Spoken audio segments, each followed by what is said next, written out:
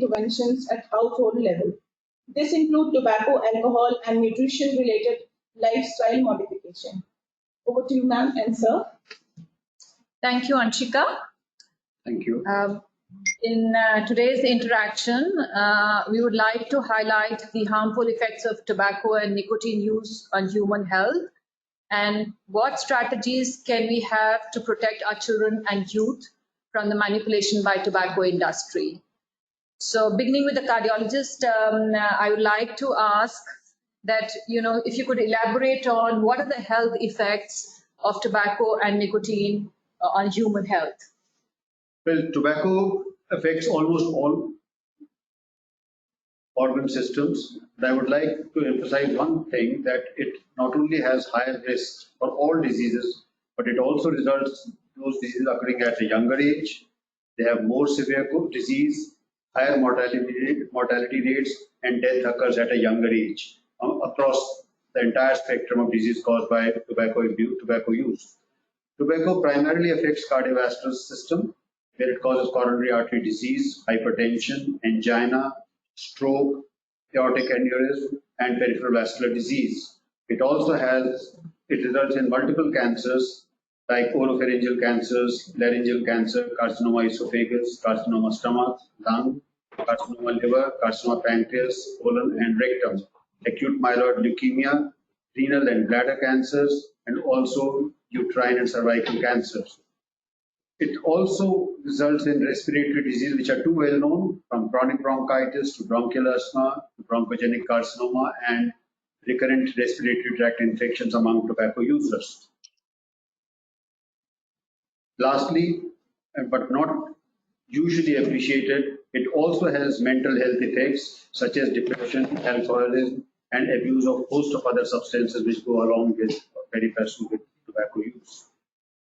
Yes, thank you for that. I think it affects almost all body organs and affects in different ways, like, you can have the respiratory problems, you can have cardiovascular problems, you can have cancers, and especially that you mentioned mental health diseases, which are very, very important for normal, healthy life.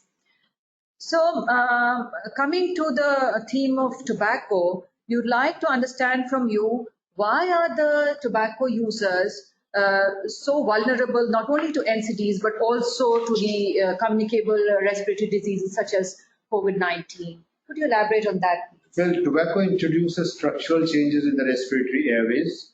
These include increased mucosal permeability, damage to cilia with impairment of mucociliary clearance, destruction of respiratory epithelium, changes in pathogen adherence, and also peribronchial inflammation and fibrosis, which makes these patients vulnerable to recurrent infections. Smoking also impairs body's immune systems and defense mechanisms, both humoral and cellular immunity.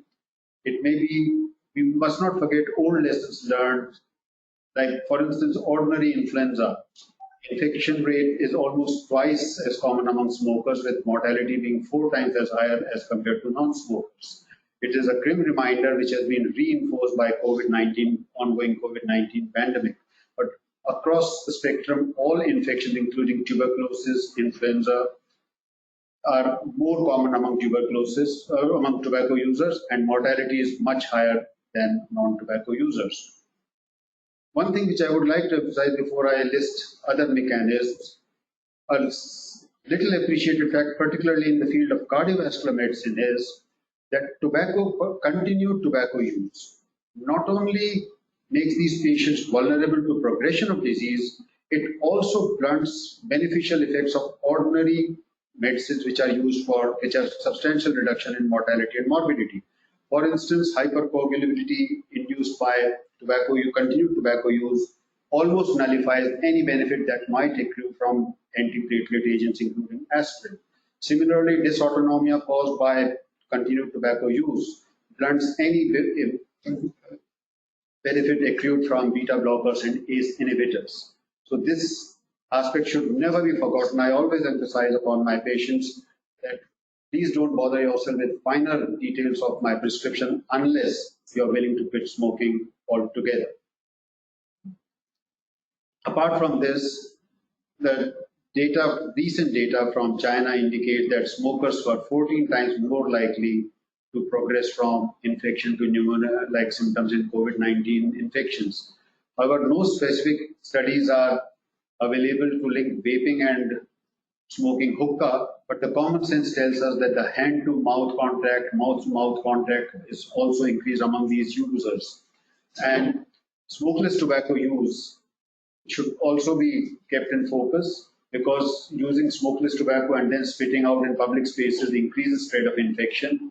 No data is available as of now. However, it is common sense to curtail smokeless tobacco. Use of water pipe, that is hookah, is also associated with increased infection, and many countries have banned use of hookah bars. So thank you for elaborating how the tobacco users are really more vulnerable to not only NCDs and communicable diseases, but also the pharmacological effects of the medicines that they are being prescribed for the use of for the treatment of communicable diseases. They do not have as much effect as they would have in non-smokers or non-tobacco users. So that's a very important point, often missed. So thank you for telling us that. And could you also tell us what are the possible interventions which can be adopted to prevent morbidity and mortality among tobacco users, especially in the context of COVID-19? Before I come to tobacco users, again, a commonly omitted fact is that whatever is applicable to non-tobacco users is also applicable to tobacco users. So the general measures are applicable to all patients, which include lifestyle modifications, healthy and balanced nutrition intake, avoiding alcohol, regular exercises, maintaining circadian rhythm, and proper sleep hygiene is also applicable to tobacco users. And it's common sense that if all these measures are implemented in toto, they by and of themselves result in reduced incidence of smoking, because it is seen that when a person introduces lifestyle changes in one domain, other domains automatically follow. Having said that, the specific measures to discourage smoking at individual, familial, societal, and government levels are to be re-emphasized. And in this instance, I would like to say that I'm happy to bring out that Indian government has banned spitting and use of smokeless tobacco products in public places in wake of COVID-19 containment. And I was told this afternoon that what is the institute? NICPR. Okay, it's an alphabetical jargon. NICPR and ICMR have had not only major roles, they were instrumental in nudging the government to bring out this regulation, and which has been adopted almost by all state governments also. Right. Congratulations. Yes, thank you. Keep it up. And you also mentioned about the other countries which have introduced some measures for India, the rural India still has this custom of hookah smoking, which myself coming from a rural feudal background has some beneficial aspects also, whether it would be politically correct to emphasize all that or not. Agreed, it reinforces camaraderie and kinship, but in the wake of COVID-19 and other infectious diseases, it would be prudent to minimize or even stop it altogether. And some countries in our neighborhood like Iran, Kuwait, Pakistan, Saudi Arabia, and Qatar have banned the use of hookah bars and smoking hookah in cafes, etc.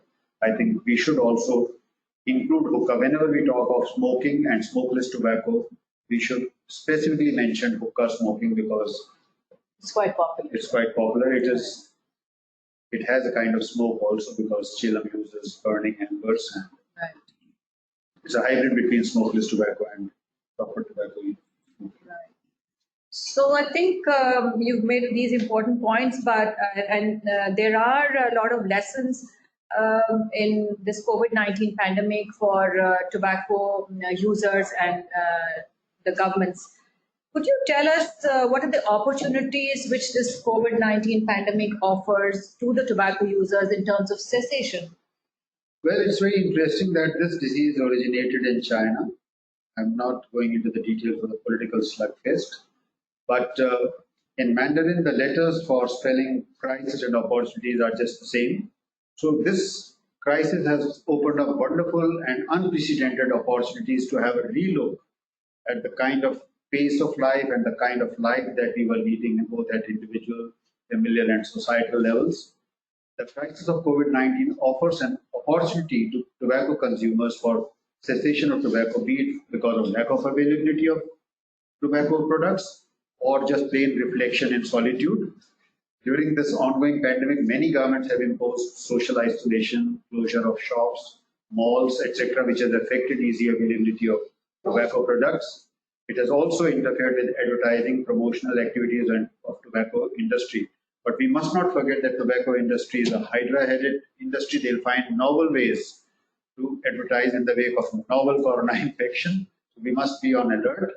Also, it has provided much needed time and increased interaction among family members, which in and of itself can result in cessation of smoking because smokers were never available to their elders or family members to receive that kind of counseling which this social isolation has imposed.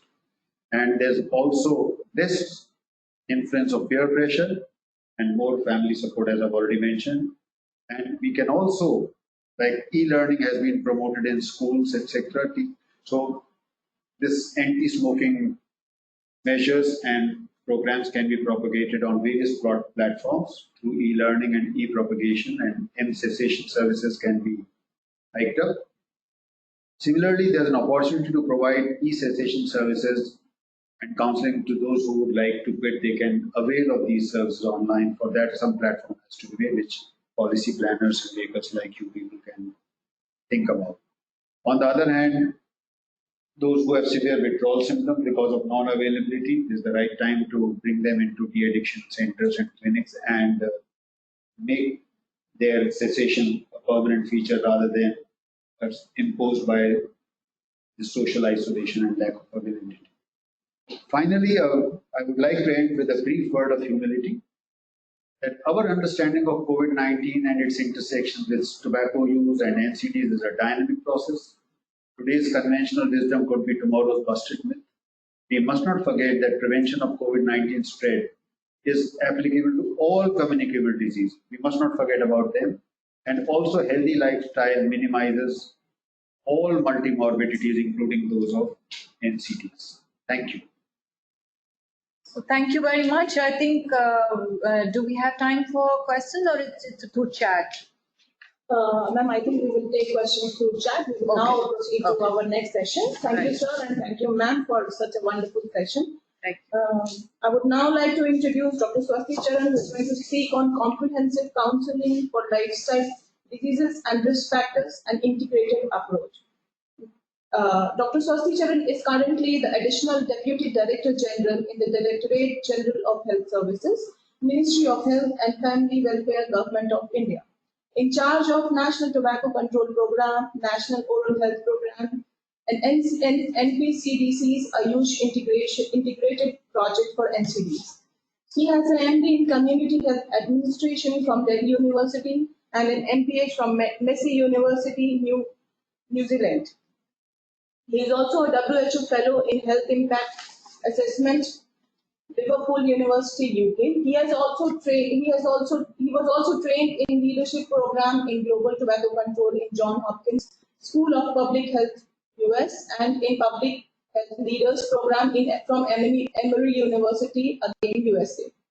His focus area of work are integration of public health programs from synergistic and better implementation of programs and translating scientific evidence to policy and implementation. Sir, over to you. Your presentation is now on. Thank you, Dr. Salini, and good afternoon to all of you. And I would like to thank the organizers for inviting me for this session here. Continuing the discussion that we had just had now, we would like to continue how we can provide the comprehensive counseling for the lifestyle diseases and the risk factors. The risk factors, one of them being tobacco. Can somebody change the slide, please? Okay,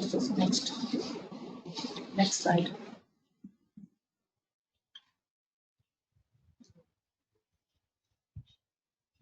Yes, we'll do it just now. Yeah, please. Next slide. The chronic diseases or the lifestyle diseases are those diseases which takes a long time to occur, but when they occur, they have devastating effects, and many of these diseases are cardiovascular diseases, diabetes, cancer, chronic respiratory diseases, or the chronic obstructive pulmonary diseases, and also some other diseases, injuries, and disorders are also affected, are also linked with lifestyle diseases. And the risk factors are the roots, which is depicted in this picture. One of them is physical activity, inactivity, then unhealthy diets, and tobacco, and harmful use of alcohol. So these are the risk factors, and we have the NCD, the lifestyle diseases, many of them being common. So if we take care of the roots of the roots together, then we can solve many of the problems together. That is the reason why I was saying of the comprehensive counseling services being available to the public. Next slide, please.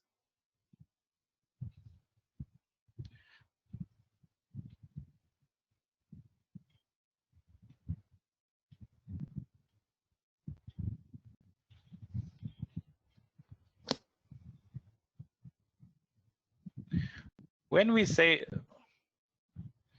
why the idea of comprehensive counseling is required is oh, it's jumping up and down.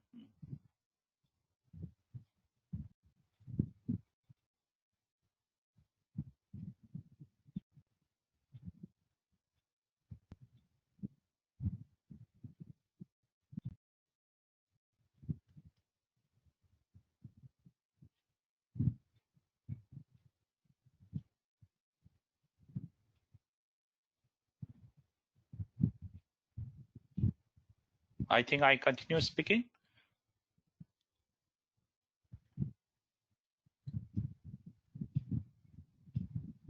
Yes, Dr. Swasti, you can. Yes, Dr. Swasti. Okay, I'll continue speaking from a slide here, I think, and then somebody can just sync with the slide which I am presenting from my, because my screen will not be visible to you, but Yes. I will continue the speaking from this side. Yes, please. Please continue. Yeah. So the NCD prevention, we mean that acting on the common risk factors. Some of them are modifiable factors, like if you are not using alcohol, if you are not using tobacco, these are modified, these are within yourself. Then usually many risk factors are also common with people with NCDs. If someone has an NCD, many of the risk factors like physical inactivity or the use of alcohol or tobacco are also common. So there is an opportunity of contact between a health worker with a patient, and this opportunity is to be harnessed to the maximum. And this is because if you do it like this in a holistic manner, you are likely to be more successful, and it is also cost effective with better results. The comprehensive counseling comes in a range of services. The first one being the awareness generation at the population level. Like what we are doing now is doing that. We generate the awareness about the ills of physical inactivity, the ills of the harmful use of alcohol or tobacco, and then we also advertise the helpline or the quit line where people can, actually access these helplines and the quit lines. What are those numbers? Like the one we are doing with for tobacco on the tobacco packets. Now we have the quit line number already written there. Then the third thing is we reach out to the doorstep of the people through the health workers like the ASHAs, and then the fourth one being the health staff. Now, a little beyond the health worker, we have got the health staff who are the doctors or the dentists, counselors who are actively asking for the risk behaviors. And the fifth thing we do is we offer the feasible services at that particular level. And the sixth one being leveraging available technology for a hybrid model. How can we integrate all of them to cater to all sections of the society? So the first one I would like to elaborate a little bit more on that is the awareness generation at the population level, we roll out this scientifically designed IEC and BCC, the behavior change communication awareness campaigns, and we can have a common media plan. We need not have a separate media for cancer, separate media for tobacco, or separate media for alcohol. We can tweak our media needs together, and then we can have a common media plan, because the target population which you are going to have is going to be the same. So they need not see a tobacco media again, first IEC of tobacco and then followed by another IEC of cancer or harmful use of alcohol. So if you sync even the media together and roll out a media plan, it is going to be very cost effective. At the same time, it is going to be very effective in terms of behavior change. From the government side, you can have a common pool of fund and also even common pool of IEC designs or the IEC material. Then we motivate accordingly because of this to quit tobacco or alcohol or other substance of abuse. Sometimes what happens is tobacco and alcohol are the gateway products to many of the hard drugs that people abuse in their later life. So if you take care of all of them together, it is always a better way. Otherwise, if you take care of the substance abuse, sometimes they do not die of HIV/AIDS or any other substance abuse, but later on they continue to be addicted to tobacco, and then they die of various diseases caused by tobacco, like cancers of many parts of the body. And then we also have awareness generation for increasing physical activity, like, for example, the Fit India movement that we have now. It is widely publicized.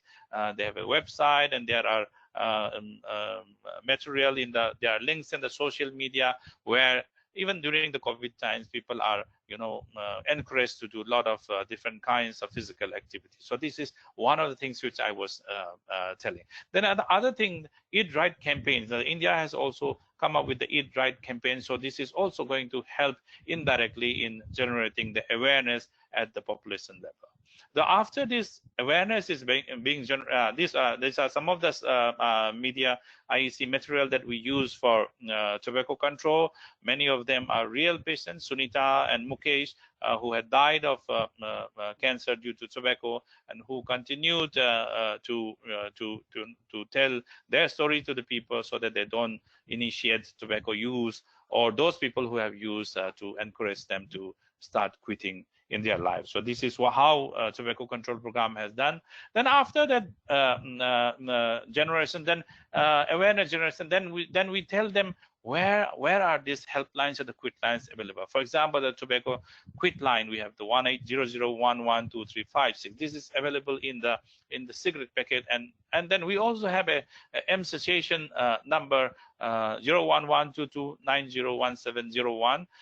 This tobacco quit line, you can call them and link yourself to the quit line centers, which is being set up at 4 centers in the country, one in Patel Chase in New Delhi, the second one in Guwahati, BBCI, B. Barua Cancer Institute, then the third one in Nimhans, Bangalore, and the fourth one in Tasa Memorial in Mumbai. So you can access a range of services through the quit line. And then if you give a missed call to this Cessation number, and then you will start receiving the text messages for lifestyle counseling, including cessation advice. Similarly, alcohol and the substance abuse, they also have a helpline. So now, if somebody is using tobacco, if somebody is also using alcohol in a harmful manner, and if he or she unfortunately has a substance abuse, so first he will call the quit line number, he will have another resume there. Then if he call the alcohol helpline number, which is 1800110031. So you are being linked into two schedules of 2 counseling. So instead of that, in future, if you can link all of this together, that the tobacco quit line enlarges to do more of the substance abuse quit line and the lifestyle counseling as well, and then that will have a very good effect on the individual, the recipient of the cessation or the lifestyle advices over the telephone. So and the Honorable Minister had also advertised the Fit India movement during the launch on 29th August last year, and then the Fit India movement had become a very good Fit India movement has become a very active movement in India, along with Eat Right India. So those risk factors of lifestyle diseases are being taken care of. So if we put all of this together, like the way we are doing today, it will be of great benefit to the people. Now the third thing is reaching out at the doorstep through the health workers. Under the national program for the NCDs, the national the non-communicable diseases, we call it NPCDCS, the ASA workers through the population-based screening, PBS for the common NCDs, comes to your doorstep, and then they let you fill a form, what is known as CBAC, and there the risk factors like use of tobacco or alcohol, and the phone number of the patient is also being taken. So this is now being digitalized in many of the states, and the name of the person, the age, the gender, and the telephone number is going to be entered through an app into a tablet. And now, if we have technology linkages leverage here, that phone number, if the moment he utters that he is a tobacco or alcohol user, if it connects directly to the quit line, then that person has the access to the quit line, or the quit line has an access to that person who is a potential tobacco user or an alcohol user, whom they have to they can offer their comprehensive counseling. And then after the ASHA screens them in the population-based screening, they are referred to the ANM, and ANM then screen the enrolled patients done by the ASHA, and then those enrolled patients who are having the risk factors, who scores a particular score in the CBAC score, they are being taken to the medical officer. So I will explain that in the next slide. And so here the ASA and the ANM are accessing at the doorstep and a little beyond the doorstep in the Anganwadi centers. We also have the RBSK screening of the school children in the schools, where they are screened for about 32 odd diseases. There is also another opportunity for asking about the lifestyle diseases. Many people in India unfortunately start using tobacco at a very young age, and so if we include the screening for the use of tobacco and even other substance of abuse, then this is where we can start providing the comprehensive counseling. The NCD clinics, the non-communicable disease clinics under the NPCDCS, are established at the CHCs and the district hospitals of the district. And so the NPCDCS program doctor has an NCD nurse there sitting there, and a counselor. So that counselor along with the team can screen the patient for the NCDs and the risk factors for the NCDs, and provide comprehensive counseling, especially even include the counseling for the tobacco cessation. But if we have it separately, like we have an NCD clinic in one building, then we have another tobacco cessation center in another building, and then they don't sync together, then that patient is not going to travel from that NCD clinic to the tobacco cessation center, or vice versa. So we need to integrate this together. We also have the national TB elimination program. There, the DOTS provider meets that DOTS provider has a very frequent interaction with the TB patient. But if we do not change the outlook of the DOTS worker, if a person coughs in front of the DOTS worker, he or she will also think that this particular patient is suffering from TB. Then if you do not train that worker, that he may as well be having a tobacco use history, he may be a smoker.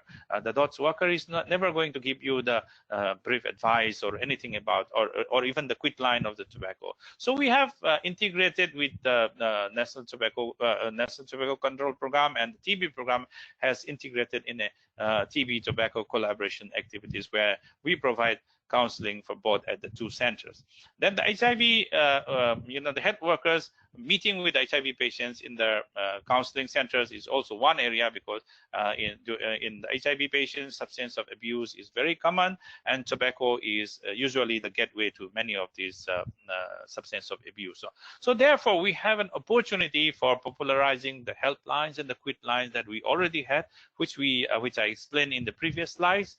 And also here we have an opportunity for providing brief advice of the 5 A's and the 5 R's. It should be R. It's type B there. It should be R. So here, if you train the health worker here, they can provide the first level of counseling. We do not expect them to do the magic of counseling here, but they can be introduced that counseling is possible for lifestyle diseases, for alcohol, for TB, and then they may even refer to the tobacco cessation centers or the NCD clinics wherever is available in the neighborhood. And the next level, if you go to the some of the health facilities, there will be medical officers at the PACs and the CACs. By training, all medical officers are supposed to ask the history of tobacco as well as alcohol, but unfortunately, many of us, because of the patient load or many other factors, do not ask all the time. So if we remind ourselves, if we tell the medical officer, train them again, that we need to ask for the risk factors, this is where we can provide them comprehensive counseling access again. And the dentists working in the dental units, I see that the dentists are the first people who see the tobacco stains in their teeth. But unfortunately, if you don't train the dentists, they will see the teeth, they will see the stain, but they will not go beyond that. So we are under the National Oral Health Program trying to train the dentists for providing comprehensive counseling, at least the 5 A's and the 5 R's. And when a dentist tell them that, oh, I'm going to do your RCT now, but if you don't quit, like our previous speaker telling the patient that if you don't do this, I'm not going to be able to help you fully. The dentist can as well say that if I'm going to try RCT for you or the dental implant on you, but if you are going to continue to use tobacco, the RCT or the implant is going to fail. So this is a very great opportunity which we are harnessing. We are also now in the process of building a resource center for tobacco cessation by dentists in Maulana Azad Institute of Dental Science in New Delhi. The NCD clinics, again, as I said earlier, is an opportunity there. The doctors sitting there, the nurses sitting there can now provide the counseling, whichever is required. The DOT Center again, then ICTC under the NACO, and of course we have the tobacco cessation centers, one per district in all the districts. And under the mandate of the Dental Council of India, National Oral Health Program has also initiated a mandate from the DCI saying that all dental colleges should have a tobacco cessation center. So at present, there are about 302 dental colleges being added to the pool, about 600 odd tobacco cessation centers across the country. So we are trying to increase that to the medical colleges as well. So we will be having lots of areas, lots of centers where people can access the comprehensive counseling or the 5 A's or the 5 R, depending on the level of the healthcare. But how do we offer these services in a manner that everyone knows it? So the first step is the doorstep, popularizing the quit line and the helpline. The health worker tells them this is the quit line, this is the helpline, and then we equip the quit line and the helpline with information regarding the PACs and the CACs, providing counseling beyond the 5 A's and the 5 R's, and the dental units, as I said, under the NOHP and the dental clinics and the tobacco cessation centers doing comprehensive counseling. So if we have a mechanism, if we have a website where the quitline expert, the counselors can see where all these CACs or PACs, so the dental units in the country are available, then when the telecounseling sometimes fails, the person says that I have been talking to you over telephone, I am not able to quit law, let me visit a tobacco cessation center. So if you have just one TCC in Kanpur, which is a very big district, your purpose is going to be defeated. The patient will not travel 60 kilometers to go to a TCC. So if you tell them that there is a dental unit in the CAC nearby, who has a dentist by the name of this and who does tobacco cessation counseling, the quit line giving that information to that particular patient, our range of activity is going to be connected. So this is how I advocate for a hybrid model, the quit line and the helpline and the M cessation linked together with the tobacco cessation centers in the district hospitals, dental colleges, or the medical colleges, and NCD clinics at CACs and district hospital, with the population-based screening for the NCD through the NCD app under the NCD program, and the TB tobacco collaboration. And then if we have tried, and we are having a under the National Oral Health Program, a portal called Edan Seva.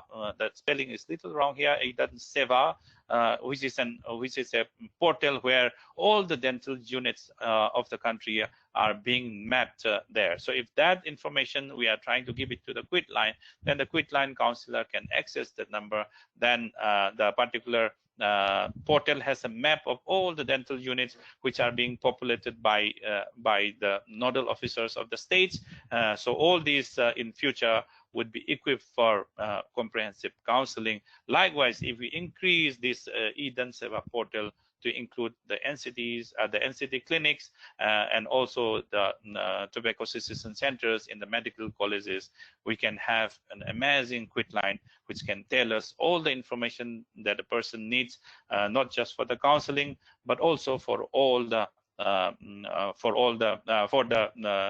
brick and mortar centers which can offer them a range of counseling. So that if we increase for lifestyle diseases, for alcohol and the substance abuse, that in my opinion would be a very comprehensive model which will be very effective in future.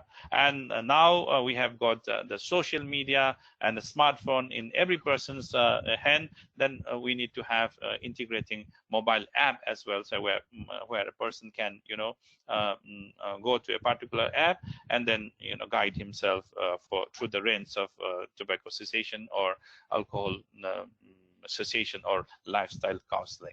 So this is all I wanted to share. I wanted to throw some of these ideas so that all of us will start working towards a comprehensive way of providing lifestyle disease counseling. Thank you very much. Over to you, Salini. Yeah. Thank you, sir, for telling us about an integrated approach on comprehensive counseling for lifestyle disease and risk factors. Now we come to our next session, in which we all will release the website and World No Tobacco Day poster. Before the start of release, I would like to introduce our collaborators for both the websites. Professor Kamran Siddiqui, who is a clinician academic with a background in chest medicine, public health, and epidemiology. He works at University of York as a professor in global public health and is associate dean at Hull York Medical School. He also holds an honorary consultant post in public health medicine at Public Health England.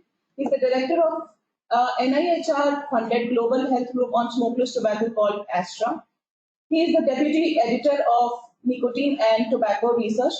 Previously, Dr. Siddiqui has worked as a consultant in chest medicine and in public health education, advisor to National Institute of Health and Care Excellence, and a medical officer at World Health Organization. He chaired the tobacco control section at the International Union Against TB and Lung Disease between 2015 and 2017. He has served at several national funding boards and NIC guidelines development community. Dr. Siddiqui has published extensively on TB diagnostic, tobacco control, and tobacco cessation. Now I would like to introduce Professor Ray Croucher. Professor Croucher is qualified in public health and health promotion. He has collaborated with WHO, CDC Atlanta, and Cancer Research UK on many aspects of smokeless tobacco use, particularly in UK-based South Asian communities. His particular interest has been the development and implementation of smokeless tobacco cessation programs. Now I would like to introduce Dr. Rana Jay Singh. Dr. Rana Jay Singh is Southeast Asian Director of the Union to lead tobacco control programs. Although India already had a national tobacco control law, it faced many challenges. Over the past 15 years, Dr. Singh and his team have supported National Tobacco Control Cell and helped establish equivalent cell within the country's 29 state-level government and 350 districts. Now I request all of you to release the website. You tell us what to do then? Yes. I have already shared the PDF with all of you. Dr. Swasti Charan, Professor Kashyap, Dr. Singh, Dr. Kamran Siddiqui, Professor Krauscher and Dr. Rana Jaising. And you have to click on the box where it is written click to launch.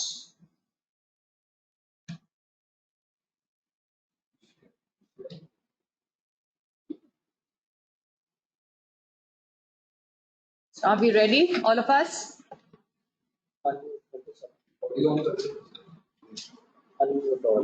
Unmute all.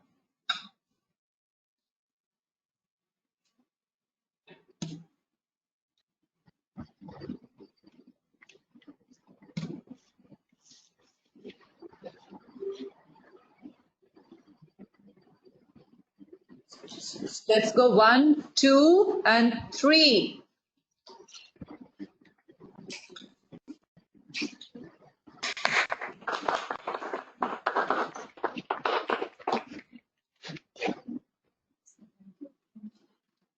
Thank you all. And now we come to another website.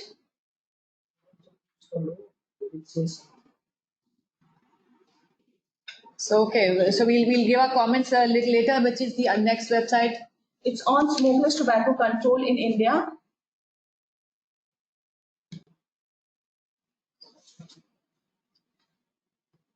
So who's made it? Can you give a brief? For the online cessation course, I would like to tell all of you that this online cessation course has been made in collaboration with Astra, funded by NIHR at University of York. The collaborator is Dr. Kamran Siddiqui and Professor Ray Krauscher. And the second website, which is on smokeless tobacco control in India, this is funded by the union. It's one of our projects. And I would like to give my special thanks to Pranay Lal sir and Dr. Rana Jaising sir for helping us in giving us technical comments. So now again, we go to the click to launch website, and I'll say 1, 2, 3, and at number 3, we can all click the same. So 1, 2, and 3. Yes. Yes. Thank you. Thank you all. Thank you. Thank you. Thank you, Dr. Shalini. Okay. So what's the next program? Ma'am, we can ask Dr. Kamran and Professor Krauscher to give 2 lines on this on the release of this website. Yes. Few words from you, Dr. Kamran and Professor Ray. Yes, thank you. Can you hear me? Yes, you can. Who goes first? Okay, so yeah, I mean, I think with COVID-19, there are first time for a lot of things. So it's certainly the first time for launching a website jointly online with a number of colleagues. So a very interesting experience, but its website is fantastic and the course is fantastic. I just want to say a big thanks to our colleagues in ICMR, particularly Dr. Shalini Singh, for asking us to join in this very important initiative, and also my colleagues within Astra for supporting it, particularly Professor Ray Krauscher. And maybe just one line, I think our colleague cardiologist at the beginning mentioned about water pipe smoking and smokeless tobacco. So while there's been a lot of emphasis on tobacco control, and rightly so on cigarette smoking, but some other neglected forms of tobacco, such as smokeless tobacco, BD smoking, water pipe smoking, has been left sort of neglected. And that is not great for obviously our region in Southeast Asia, or also in EMRO region, where these other forms of tobacco are very common. So I'm really delighted that WHO has supported this knowledge hub for smokeless tobacco, and also there's a knowledge hub for water pipe smoking in Lebanon. So this is really a big step. And also in research, for the first time, I think, an international group of researchers come together with policymakers and advocates to work consistently in this field through the efforts of Astra. So yeah, I'm very proud of the work that we've done so far with ICMR colleagues and other colleagues in different organizations who are supporting this initiative. And I look forward to many more years and eventually eradication of tobacco in the world. Thank you very much. Thank you, sir. Professor Krauscher. Good morning, everybody. Greetings to you all and my best wishes to my friends and colleagues at NICPR and the Smokeless Tobacco Knowledge Hub on the launch of your website and the online cessation program. I've had the privilege of working with colleagues from the Hub on developing the cessation program, and I think it offers a very timely resource which chimes with the themes that our distinguished speakers have already touched on. It will, we hope, offer participants the opportunity of widening their pool of skills and knowledge about smokeless tobacco cessation. It will, I think, raise the importance of smokeless tobacco in general and the recognition of its contribution to the transmission of COVID. And I think it also, as we enter what in the UK we are calling the new normal, as we enter this, I think it underlines that our past assumptions about meeting face-to-face have had to be adapted. And as this splendid meeting demonstrates, we can adapt our teaching by using online platforms. And in this case, I think the online cessation program is an important example. I wish you all every success in your endeavors. Thank you very much. Thank you, Dr. Kaushal. I would now request Dr. Rana Jaising sir to please give few lines, a few words for the release of the website. Yes, thank you very much, and good afternoon to all of you. First of all, again, let me thank and congratulate Dr. Shalini Singh and her team at NICPR for the very timely, I think, this webinar. When countries facing this COVID-19 epidemic, I'm also happy that Smokeless Tobacco website, online cessation center, and World No Tobacco Day poster have also been released. Although there is already a website, but I think this website on smokeless tobacco, very specific to India, I think that will be very useful for tobacco control fraternity who is working on advancing tobacco control in the country. And the notification, the orders, the legislations, the publication, the best practices, which will be added to this website, so they will be very useful.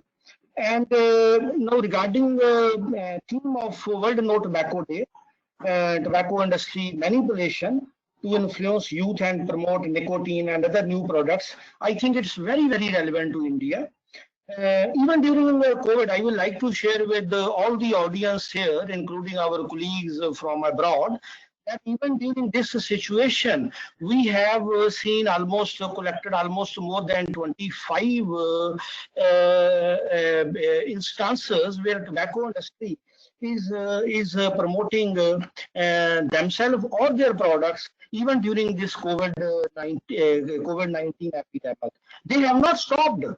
They are still continuing with their old designs, and that is why my first recommendation to the team here that we also need to see that there is need of a systematic monitoring of tobacco industry activities related to smokeless tobacco and pan masala. So it's very, very crucial that we incorporate as a very comprehensive maybe component in our plan.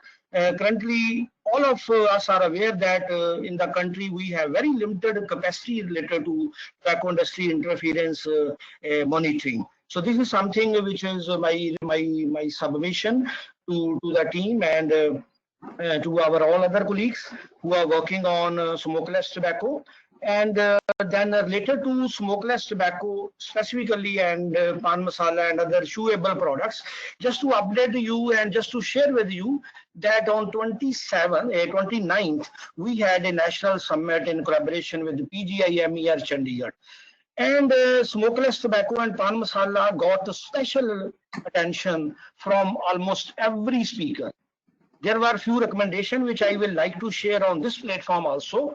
There were some strong words used by the presenters. They used that we need to kill it. that is smokeless tobacco. And it should be top priority of governments and stakeholders at all levels. They said that we need to explore all laws related to that, including now a opportunity which has already been shared by Dr. Shekhar, Disaster Management Act, that how this can also be used to advance smokeless tobacco control in the country. They also mentioned that this should go beyond COVID, although it's an opportunity, but it is something which we need to continue. And including focus on other related products like Aracanut and related products. Then one important highlight which was shared, that was surrogate advertisement. People in tobacco control fraternity in our country, they are really now very, very sad. I will use this word, that because still after so many years, we have not been able to find any solution to that. So this is something which maybe Dr. Swasthya and ministry should see how we can do that. And finally, regarding smokeless tobacco and pan masala testing, many speakers recommended that more intensive testing of smokeless tobacco and pan masala in a systematic way should be undertaken, and action must be initiated against any of these violations. So these are few thoughts which are from me for Smokeless Tobacco Hub as such. Although our project that's a very small thing as far as whole tobacco control is concerned, but I hope that people from Astra, Dr. Kamran is there, our other colleagues are there. So while and Smokeless Tobacco Hub, while we are working and planning our next 2 to 3 years plan, we need to see how we can strengthen these components also. So thank you once again. Thank you. Dr. Shalini Singh, thank you very much. Thank you very much, sir. Thank you, everyone, and thank you all of you for giving such a wonderful words. Now, I would like to introduce Dr. Vinay Kumar, who is a nodal officer of WHO FCTC Global Knowledge Hub on smokeless tobacco. He is a hardcore stem cell biologist. Over to you, sir. Hi, everyone. I am Dr. Vinay Kumar. Recently, I have just joined the field, the tobacco control. Before that, I was in stem cell biology. So in that field, I was able to cure a person who has cancer. But instead of curing a person, if you can prevent that disease, this is the best thing. So just to see that, and in the amid of COVID-19 situation,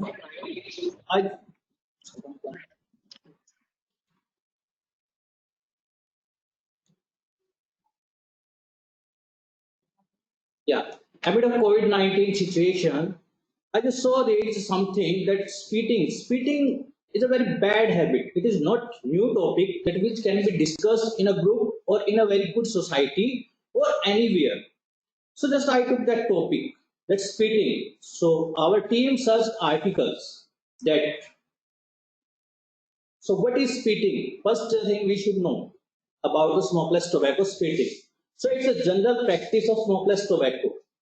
So during that, the chewing tobacco is placed on the inner side of teeth and gums on the lower part of the jaw.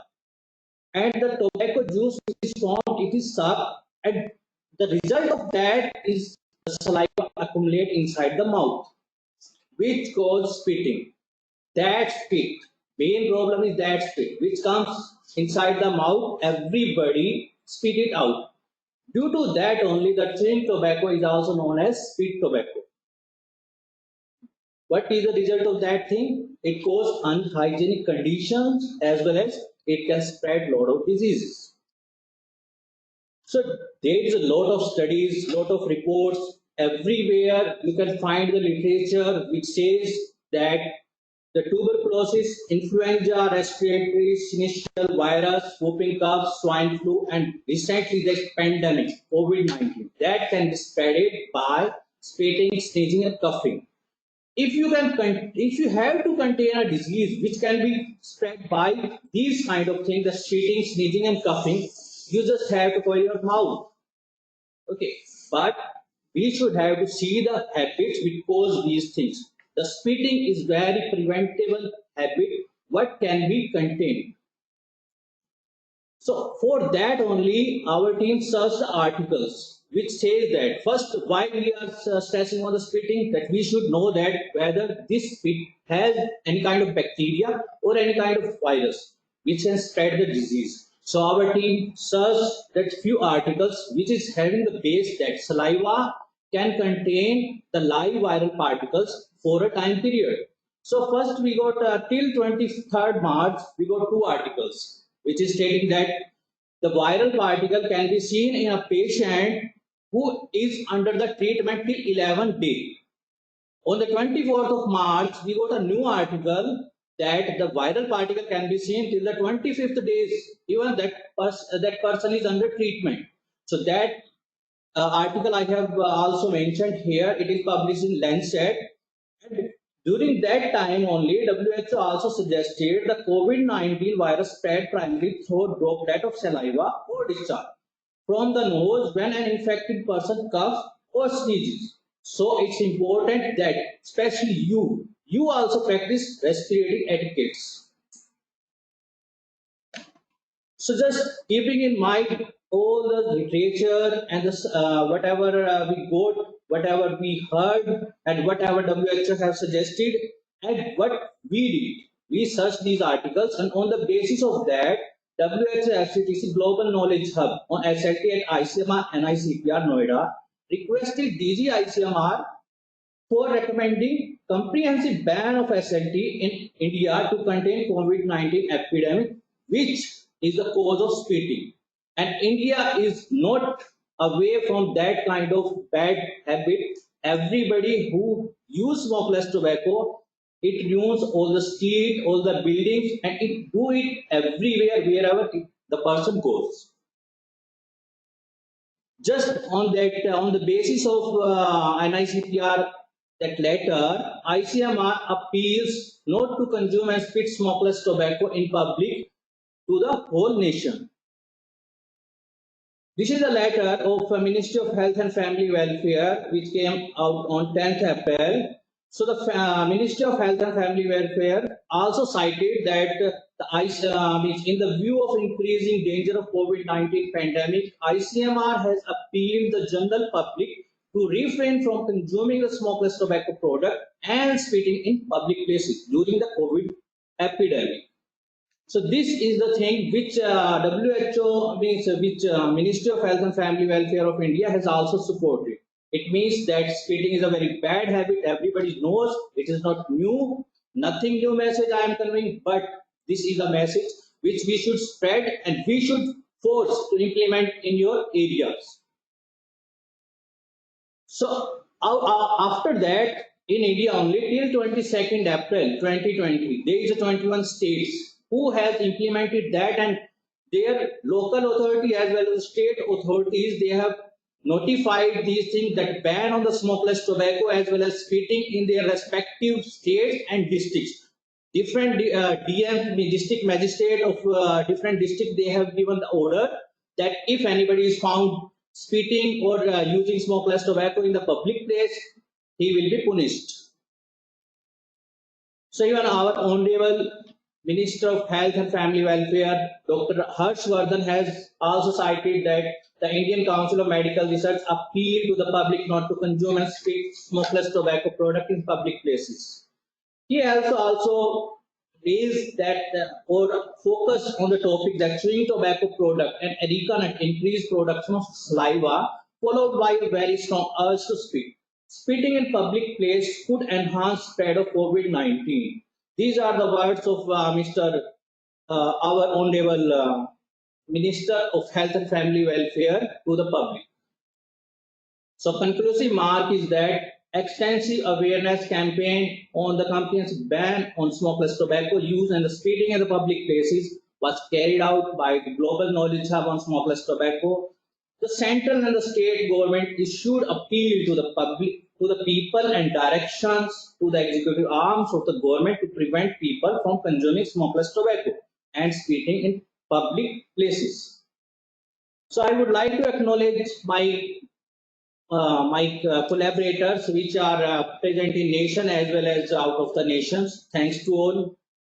And in the last, I will say not the new, but the old word, but this is very effective. If somebody asks you to use smokeless tobacco or any kind of form of tobacco, you just say no to tobacco. Thanks. Thank you, sir, for presenting on ban of spitting smokeless tobacco in public places, an initiative of WHO FCTC Global Knowledge Hub on smokeless tobacco. Now we come to our last and interesting panel discussion on tobacco industry tips and tactics, moderated by Mr. Ranjit Singh. Let me introduce all the panelists and the moderator. Mr. Ranjit Singh is attorney at law in Supreme Court of India. He has been providing consultancy, support, guidance to the Ministry of Health and Family Welfare, Government of India, National Institute of Cancer Prevention and Research, and civil societies on public health laws for more than a decade.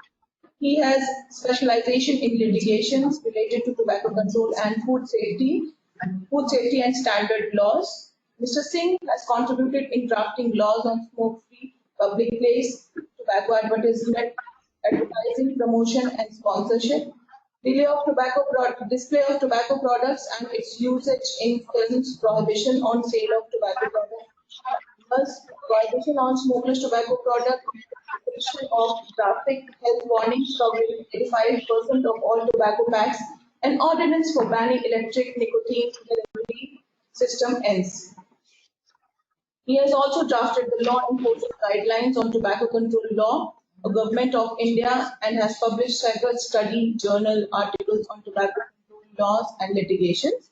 I would now like to introduce our panelists, Mr.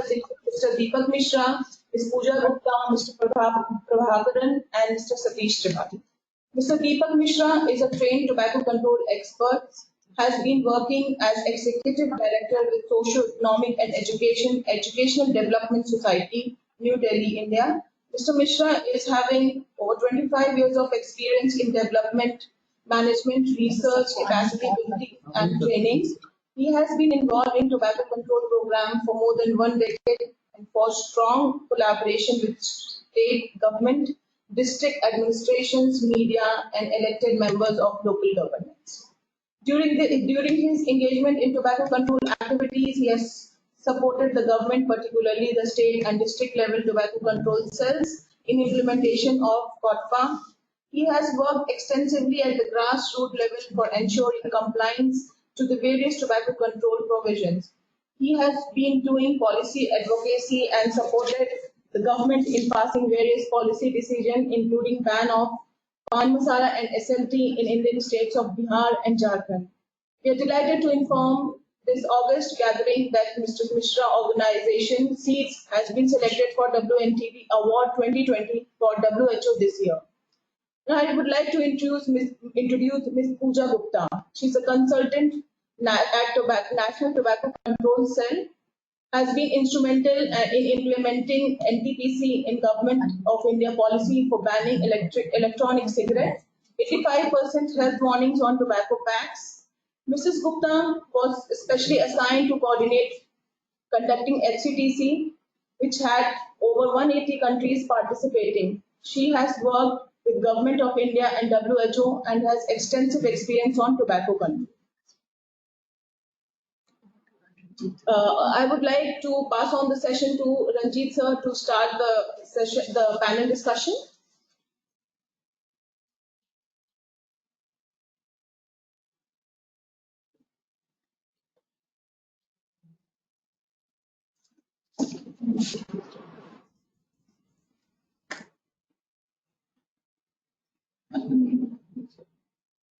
Ranjit sir, can you unmute yourself?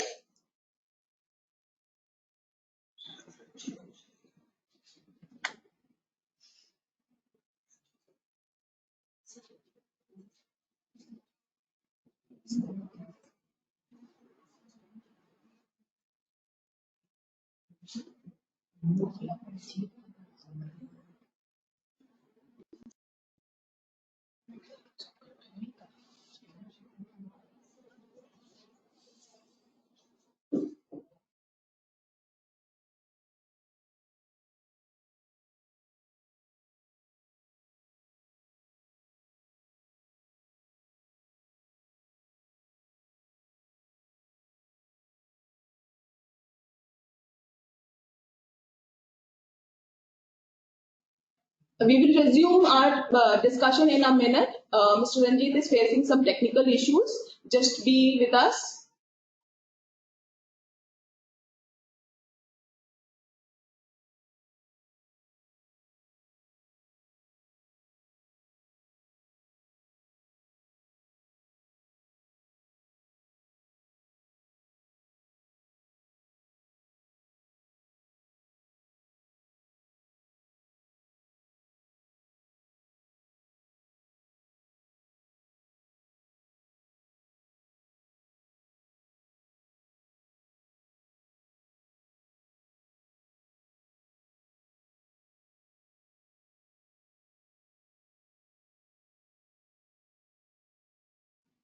In the meantime, Mr. Ranjit is about to join. I would like to introduce two more panelists, Mr. Prabhakaran and Mr. Satish Tripathi.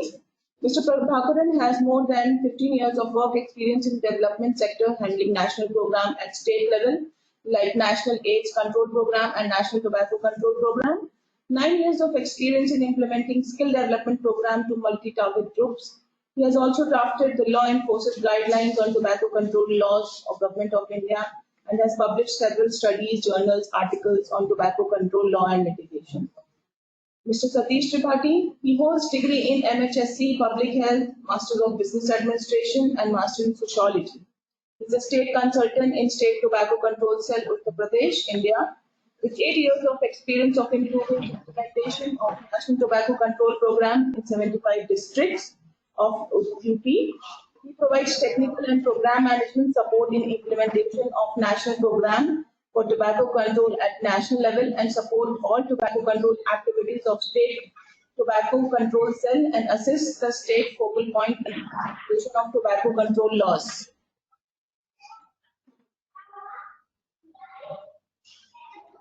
Thank you. Good afternoon to all of you. As many of the speakers discussed about today as World No Tobacco Day. Yeah, I got it. Audible?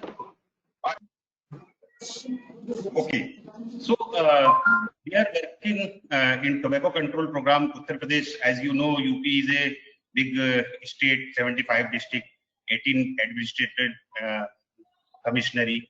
So in NTCP, we are implementing all objective of NTCP. But in last 3-4 years, we have done many activities like Yellow Line campaign, vendor licensing, e-cigarette ban, tobacco-free initiative in educational institution, government, administrative. So many activities. But in detail, I will tell.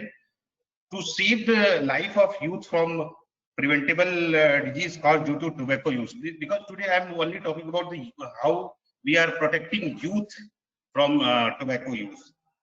The overall main objective of our Yellow Line vendor licensing e-cigarette is reducing accessibility of tobacco among children and youth and complete compliance of tobacco control law in youth.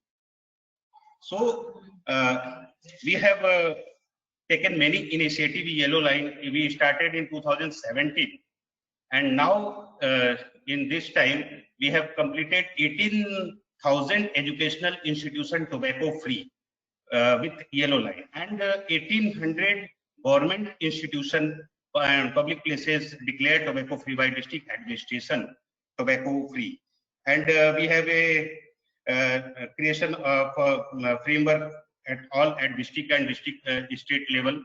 So coverage of national tobacco program in NPCT, CS and TV control program, and issue many orders regarding tobacco use and splitting for the state for prevention of COVID-19 spread. Last 3 months, as you all know, COVID is spreading.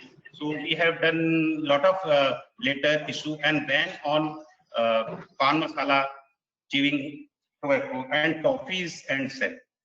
So I am sharing our experience in vendor licensing.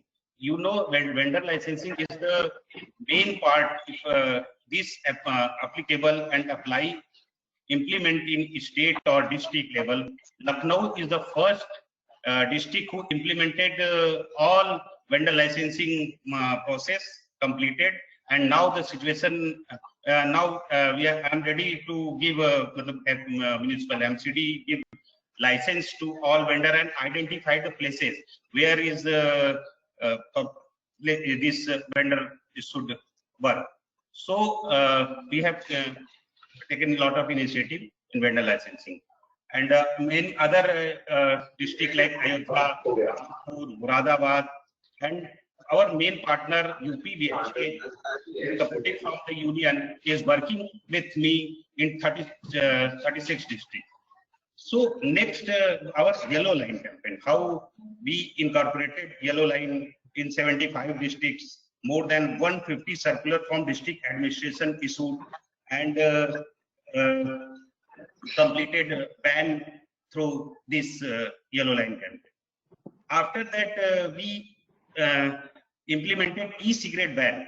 E-cigarette in 2016-17, e-cigarette company Web Expo was organized.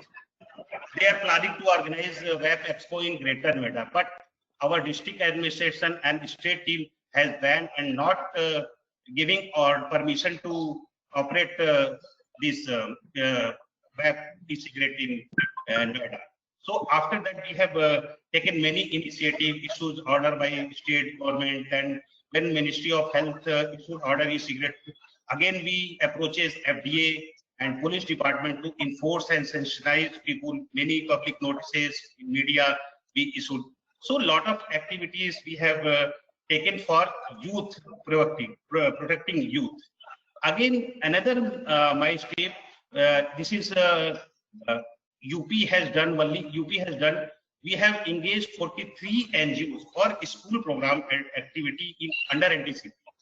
They all are working, in one district, they covered 70 schools throughout April to March and covered more than 300 school declared tobacco free by the school.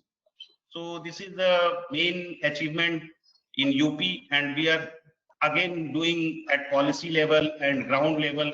We are working, our district team also working in ground level at village level, FGD work, focus group discussion. We taken tobacco users for FGD, and our counselor giving a counsel and they quit tobacco use. In TCC, we have included many, like Swasti Charan sir already told about how we included NPCDCS, TV, Ncd counselor we are using for tobacco counseling, and we are a TV counselor using tobacco cessation center. One thing I want to say here, more than 46% tobacco users registered under quit line from UP. This is the achievement in UP, and lot of things we are planning in future to implement tobacco control. Thank you.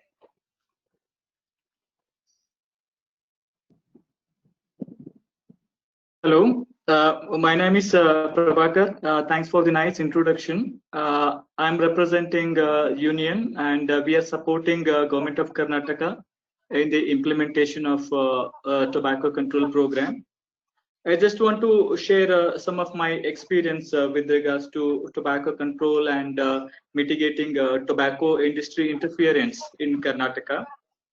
So, with the support from Government of Karnataka, we have issued a ban or Gutka ban order in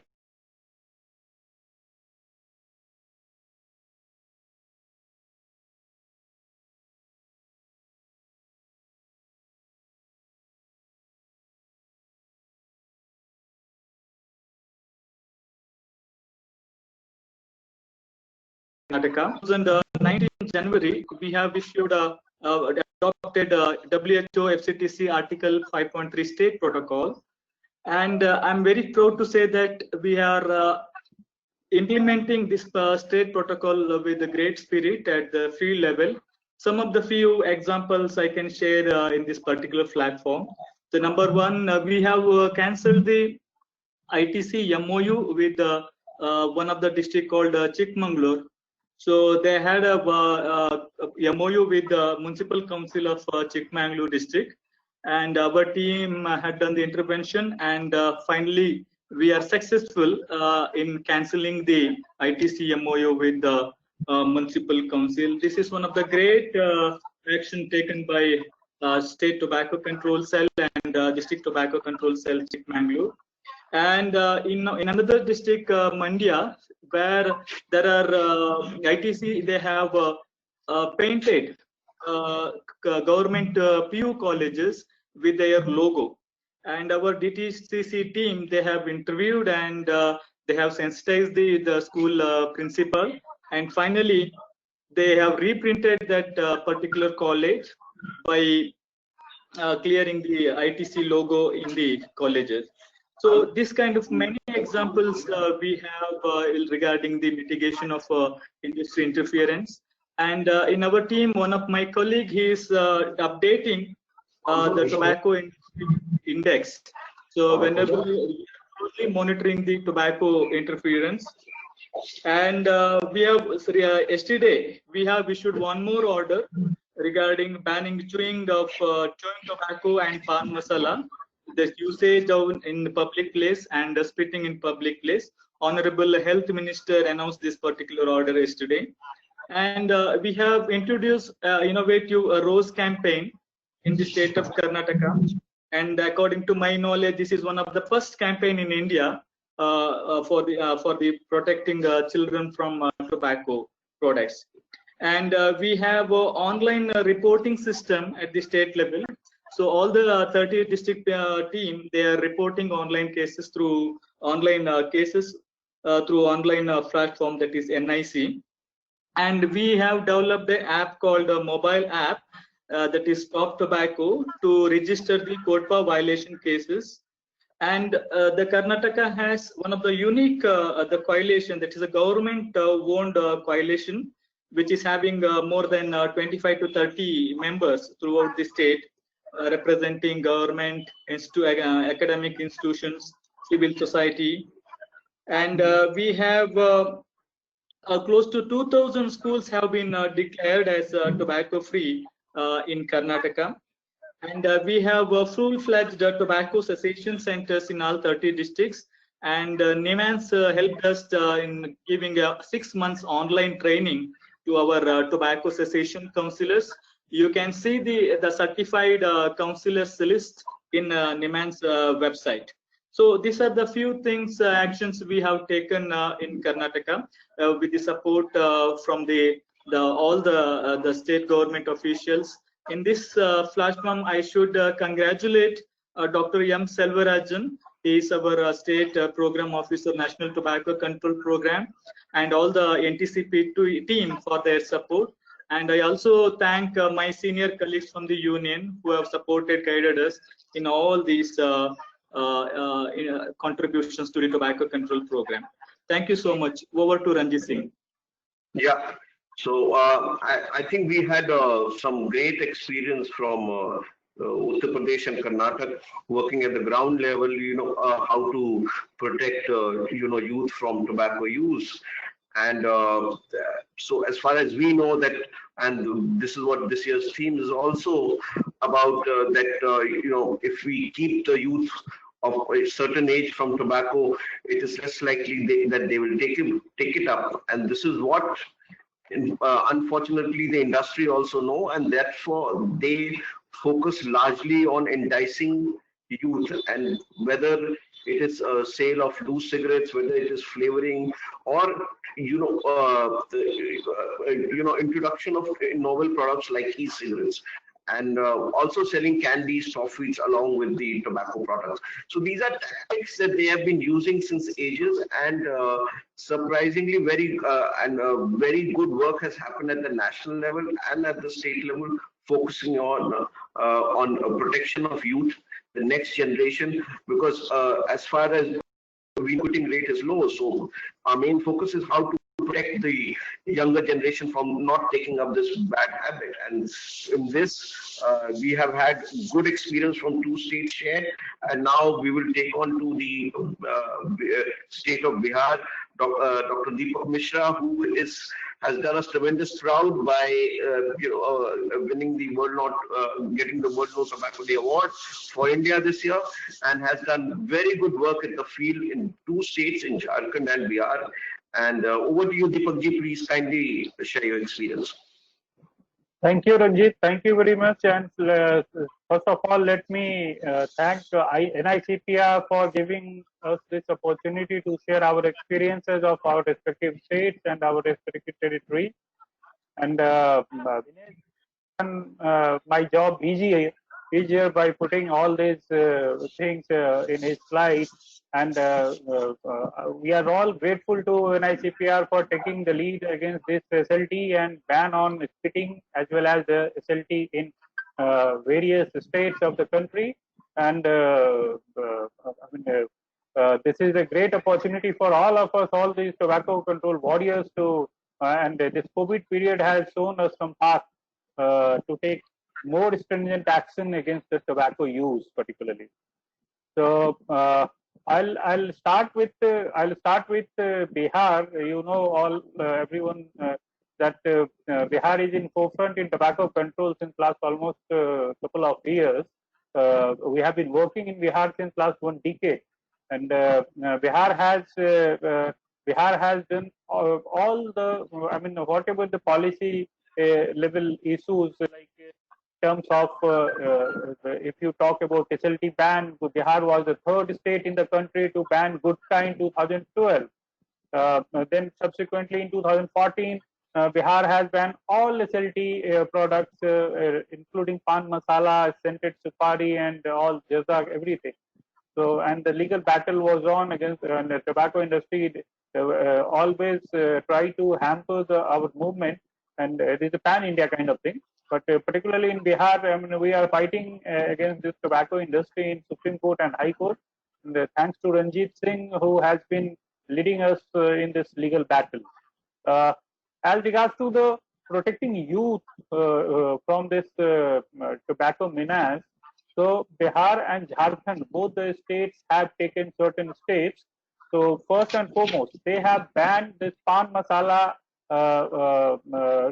Jharkhand has banned it recently, but Bihar has done last August.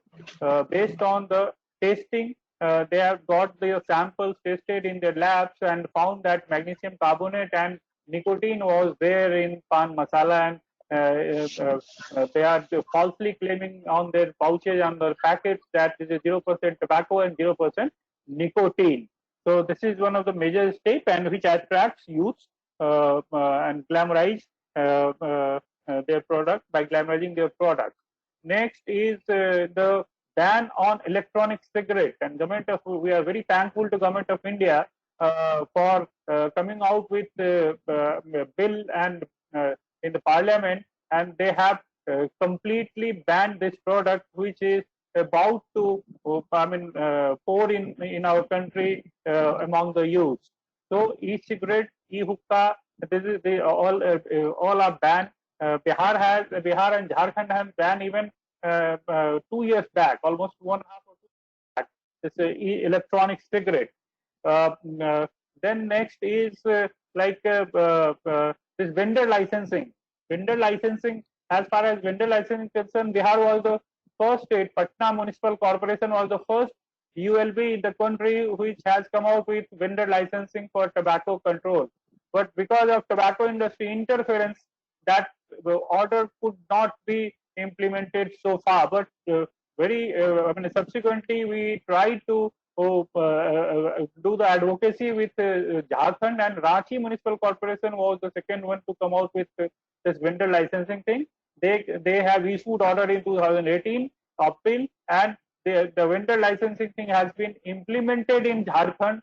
Now, apart from Ranchi, 4 more ULBs has came out with the order which can prevent the access of tobacco by these youths and minors. Then this school program, school health program under Toffee Tobacco Free Educational Center with the new guidelines. Bihar and Jharkhand, both the states have done some innovative thing.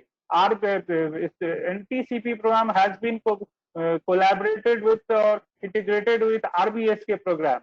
So the people, the counselor, the doctors, they used to visit school and they used to do the counseling session, organize counseling session and other related activities in various schools. So more or less all the districts are doing kind of very good work in terms of awareness generation among the school children. So in many states, like some states are doing blue line campaign, some green line campaign, some yellow line campaign. Bihar has named it as a red line campaign. तो ये खतरा है school के 100 गज के अंदर अगर तंबाकू बिकता है तो ये खतरा है, तो रेड लाइन कैंपेन का नाम दिया. So these are few of the steps Bihar has been doing, and the important thing is this tobacco industry interference is very high. We face lot of challenges, lot of the things from the tobacco industry.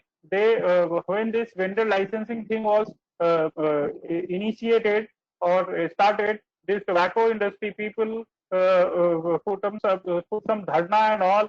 They came out with a demonstration through their local traders and all. So, but somehow we government of Jharkhand succeeded in come out with this order, and they are implementing this. To the this tobacco industry interference, I am delighted to inform this August gathering that both the states has come out with 5.3 implemented, I mean, article order, and prepared this, constituted a high power committee to take up this interference under WHO 5.3 article 5.3 rule.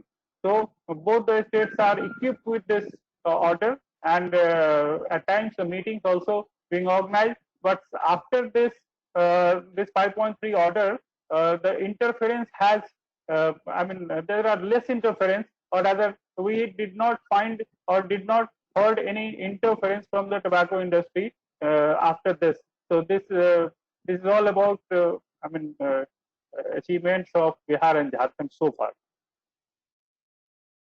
So Ranjit, anything, any question, any specific question from any of the? Yeah, so I think question we can take it up in the end if there's no problem. And before that, yes, so 2 points which was a very takeaway from Bihar's experience is vendor. When we talk of vendor licensing, we specifically mention that there won't be any sale of toffee, candies, and soda, whatever which is meant for children. So it will be exclusive tobacco shops. So this is one of the tactics that industry very commonly uses by placing cigarettes and tobacco products along with products which are meant for children.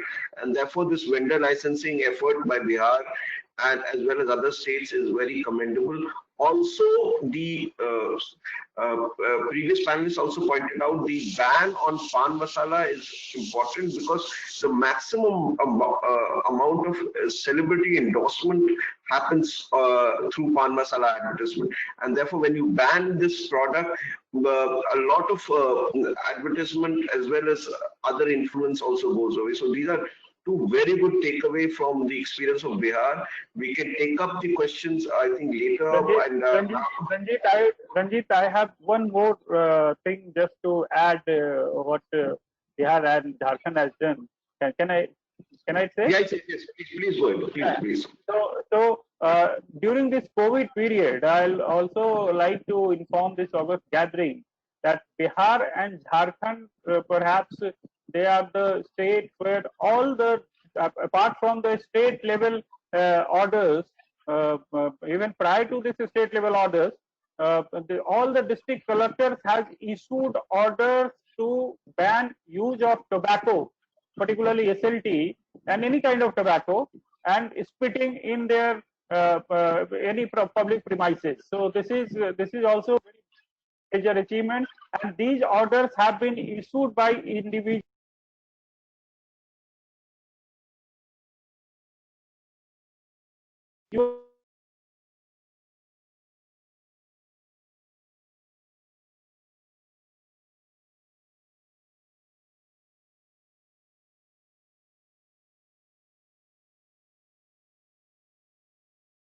have a much wider, much longer effect of this kind of SLT ban. Now going on to our panelist, which is Mrs. Pooja Gupta.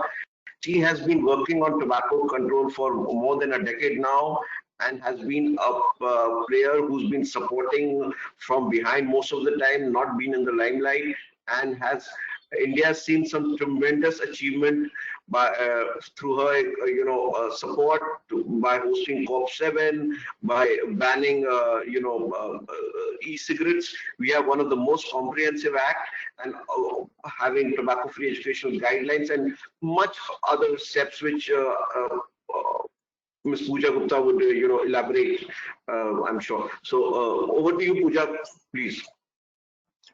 Thanks, Ranjit. Thank you so much. First of all, I would like to thank Shalini ma'am and her team, Dinesh ji, Anshika, Kirti, Ranjit, of course you. And I also want to congratulate Deepak ji for the World No Tobacco Day award for this year. Am I audible? Yeah, you're perfectly audible. Thank you, Pooja. Okay.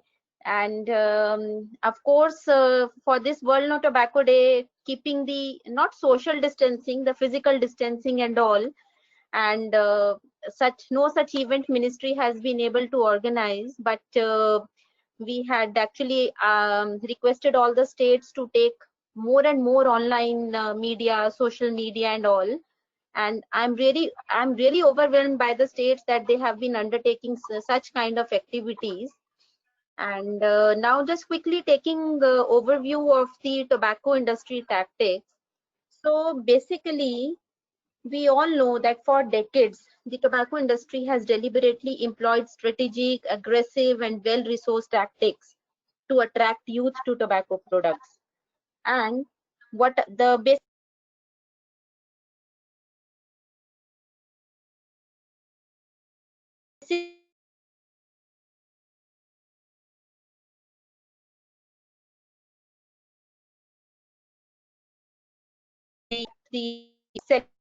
the and all these kind of events, and the point of sale marketing, the sale of single stake, indirect marketing of tobacco product in movies, the brand placement in movies, tobacco vending machines, and of course the most crucial is the litigation by the tobacco industry, which not only at the national level we have to face, we have to cope up with through, but at the state level also. So quickly taking over to the journey of this tobacco control, since the NTCP, the tobacco control has 3 pillars.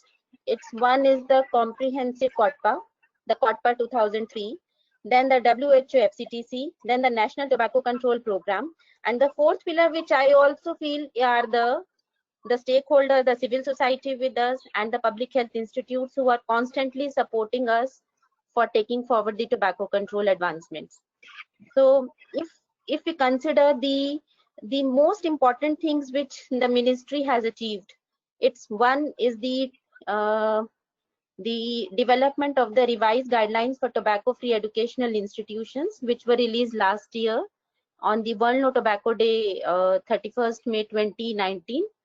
And it basically gives the holistic overview how the school or any educational institution, the college, the coaching institute can take over, can have some benchmarks to achieve those guidelines. So they should have some boards, the signages, and there is also a it's a guideline given at the back of the guidelines. If it's very much available on our portal of the NTCP.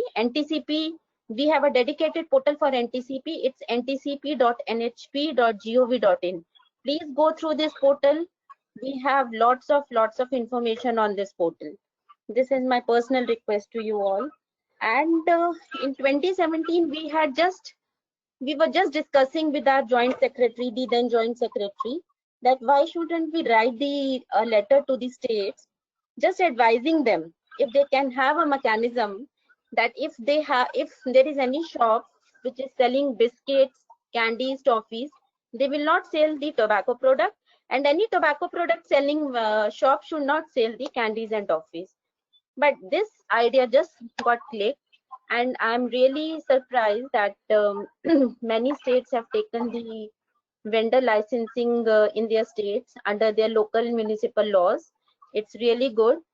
And also then we had the Tobacco Free Nirman Bhavan in 2018, which has been adopted by the Shastri Bhavan in Delhi, which has also been adopted by the North Block.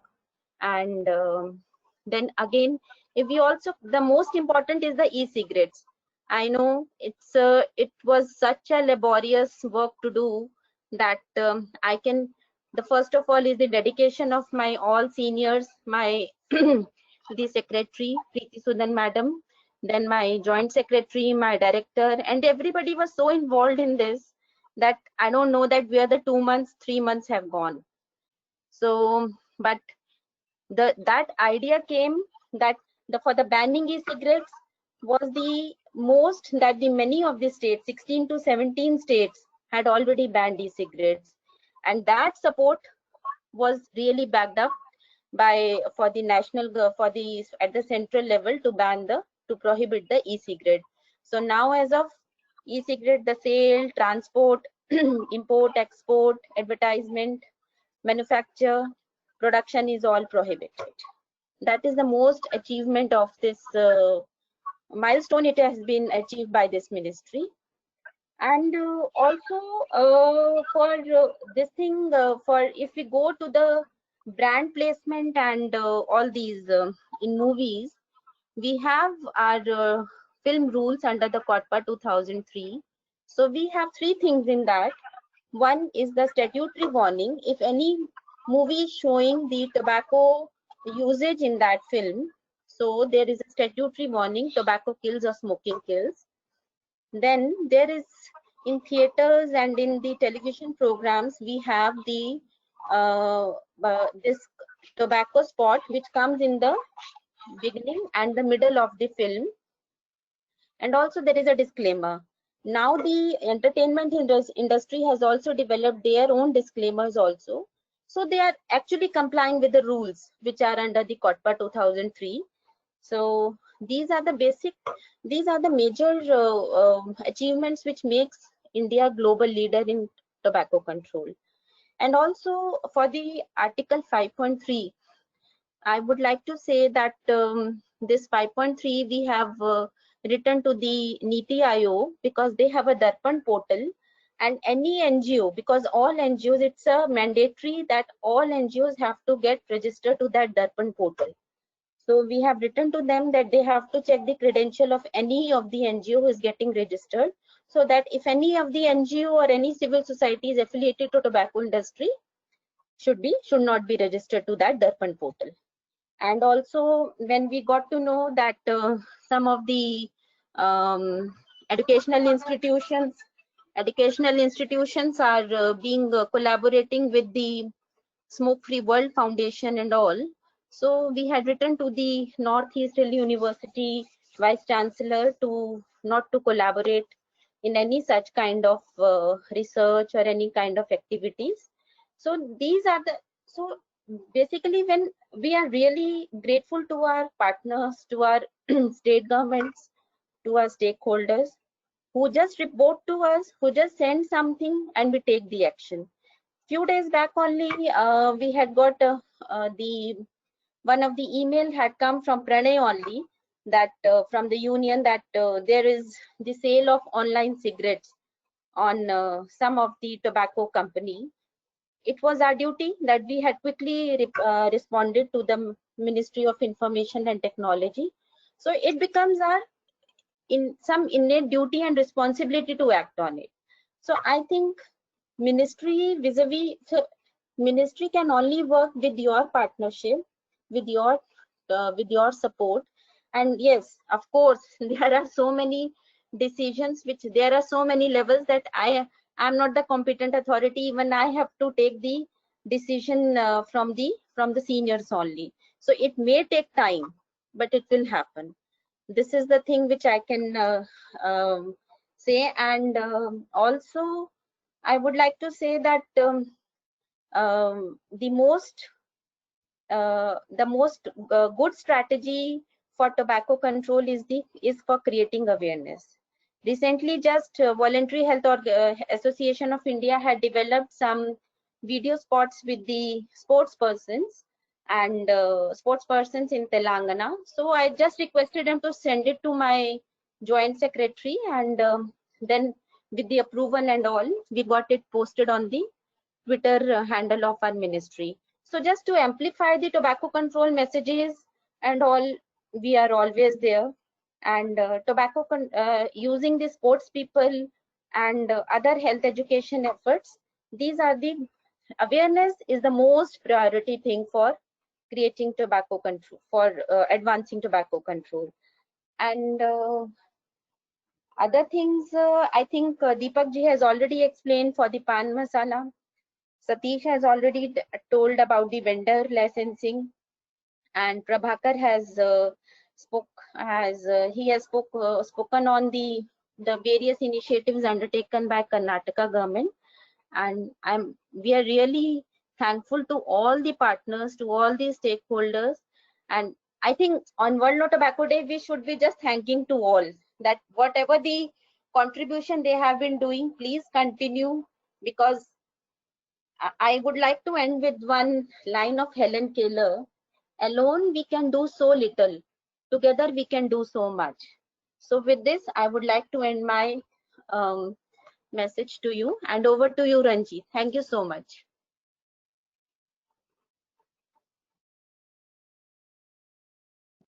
Thank you, Pooja. I think these are very inspiring words. And yes, today is a day of celebration for us where we all come together and celebrate our efforts that we do throughout the year.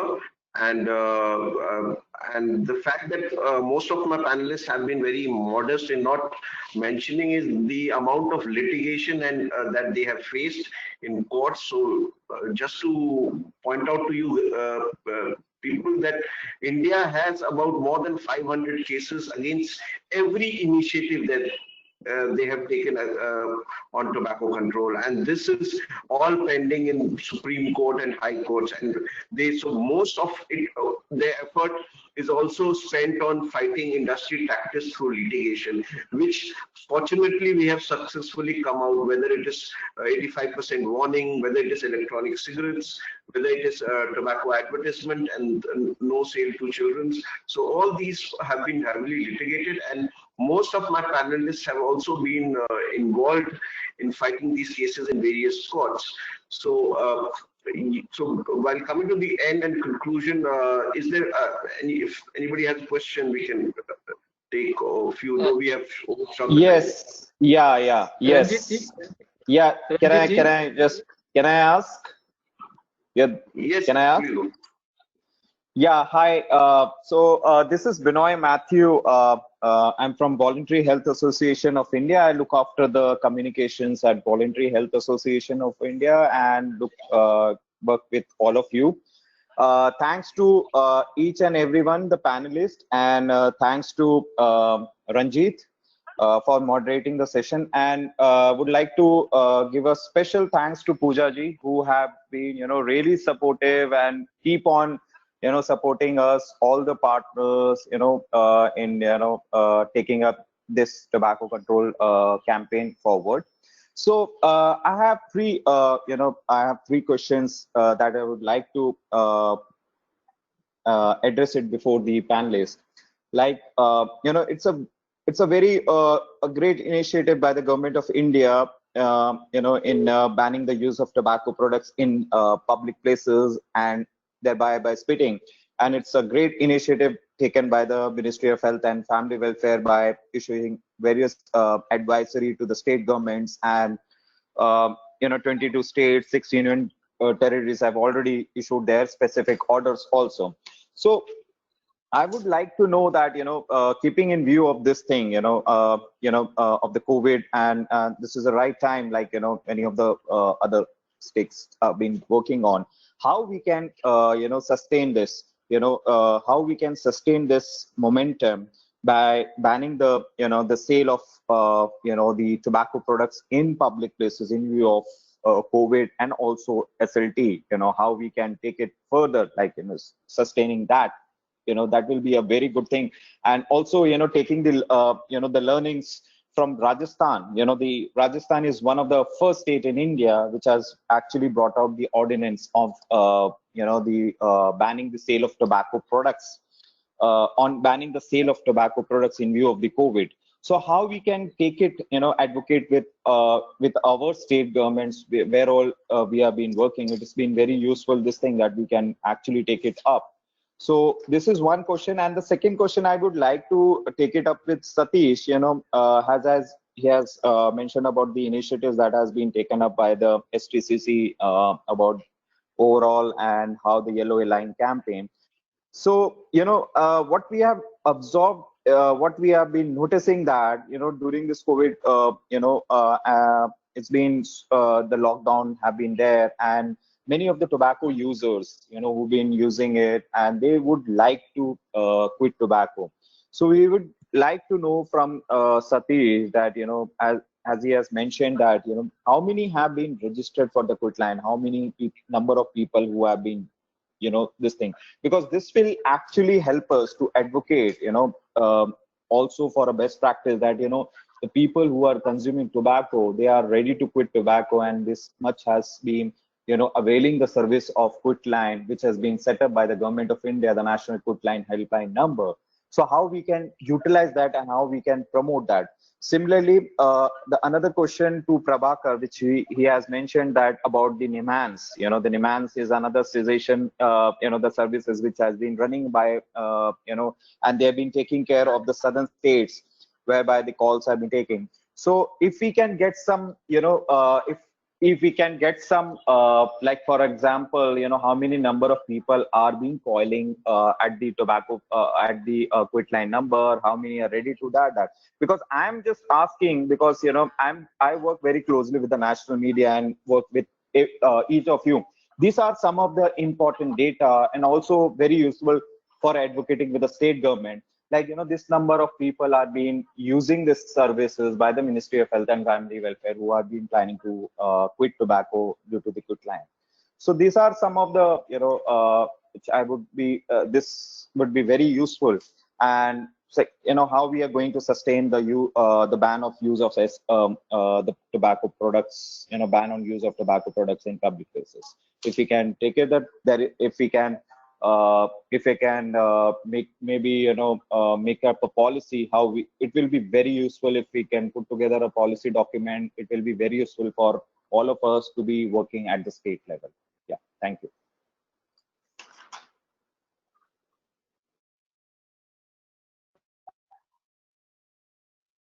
Hello. Hello, can I respond? Hello. Thanks for yeah.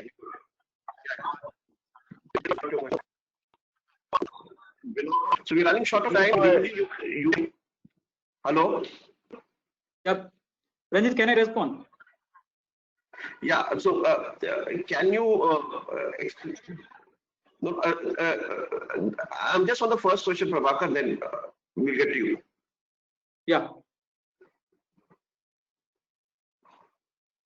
Yeah. So Deepak ji, just explain how would you take up, because this was discussed in the other session also. How would you take up the efforts of banning tobacco use in public place beyond COVID? I mean, I think your orders are very specific. It refers to other infectious disease also and other laws also. So if you could just share your experience on that part, and then Prabhakar will take you on. Yes, Vinay, just I mentioned during my initial talk, Bihar and Jharkhand has issued orders in terms of, of course, in terms of during this COVID period, and they have mentioned under this Epidemic Act, at the state level order is there for under the Epidemic Act. But at the same time, what we did, we coordinated with each and individual collector in each and individual district and district collectors. They have issued separate order for from the for their district by using CODPA, IPC and other provisions, and it was not under this Epidemic Act, and the only thing is now the main issue is the enforcement, because during this COVID period, all the government machinery is busy and engaged in COVID management. But of course, those orders can be utilized. I can share with, I think many of the control advocates would have that orders. So we can share those orders to everyone what they have done, because they are not only for this COVID, they are for tuberculosis, they are for other infectious disease, as well as they have mentioned this Swachh Bharat Abhiyan also. So this is good, and that can be replicable. I think, Ranjit, this is what. Yes, we got you. So now, Prabhakar, we're having just your this thing. Yeah, adding to the Deepak Mishra regarding the enforcement of smokeless tobacco, what I feel is we have to plan the enforcement activity, first point. Second thing, we have to build the capacity of the enforcement authority on how to enforce this particular government policy. Third thing is we have to monitor it in terms of we can put some of the indicators, monthly indicators in the format, so that monthly basis we can monitor the enforcement of this particular policy. And fourth thing is we can do some kind of a compliance assessment of the policy implementation periodically, so that we can really see the compliance of the smokeless tobacco ban policy in the India or Karnataka, any state. And second question regarding the tobacco cessation online counseling through NIMANS in Karnataka. So we thought that it is 1 or 2 days of training is not at all enough for building the capacity of the tobacco cessation counselors. So that's why we have decided to have a 6 months online course, weekly 2 times around 1 hour of session. On some of the cases and presentation by the tobacco cessation counselors. And I'm just reviewing one of the press release from one of the district, that is called Shivamogga districts, and they have mentioned in their report saying that in 2017-18, 182 tobacco users, they left the tobacco usage. In 2018-19, 375 persons they left the tobacco usage. In 2019-20, 470 patients they have completely left the tobacco usage. This is one of the district report what I am presenting you. As such, there are many such numbers in Karnataka. We are successful in implementing the tobacco cessation service. Only challenge is, I completely agree, the follow-up of the tobacco patients who have visited our tobacco cessation services. But otherwise, this particular online course is very effective, and we are planning to continue for the new set of tobacco cessation counselors, NCD counselors, and TB counselors in the upcoming days, along with the NIMANS. Thank you so much, Satish. Hope I answered. Ranjit, I would like to just share one more point. We are running short of time, so what I'm saying is that we need this data of cessation, especially because of the volume of calls, and also now I think we overshot. Sorry, Deepakji. So over to you, Anshita, if you can take over, and so we conclude. Say yes, there have been tremendous experience of 4 different states, and including the central government in in trying to scuttle industry tactics, fighting their various ways of intervention through litigation or through flavoring and e-cigarettes, and very good work, very good data. And yeah, over to you, Anshita. Let's get over to the conclusion. Hello. Yeah. Yeah, I had one quick question. If can you please give me a minute? Hello. Yeah. Yes. Yeah, and Suzanne, I also work at NICPR, and congratulations to you all for the wonderful event today and the website. So I've been joined with my father here today, so we had a quick query. So yeah, thank you for the opportunity. Good afternoon, gentlemen. Actually, I am Colonel Sudhir Nathan, and my daughter works for the tobacco hub at the NICPR, and also she is associated with the cancer detection and prevention.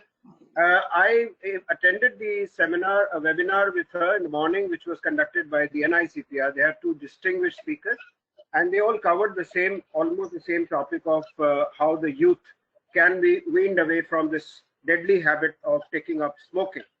Having heard all the speakers today, I have a very pertinent question to ask, and that is, what would be the a more effective way to wean young kids from adopting this deadly habit of smoking? So I repeat my question: what would be a more effective way to wean young kids from adopting this deadly smoking habit? Now, to give a partial answer to this from my end, I will use two inputs, and both these inputs are personal, and they are related to the defense. Now, one is that when I was a young cadet, newly inducted into the National Defense Academy, the age group of the entry was 16 years.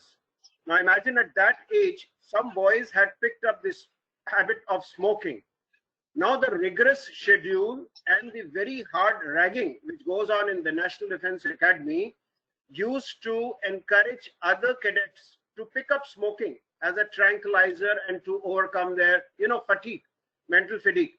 Now, imagine when such cadets were caught by the duty officers, the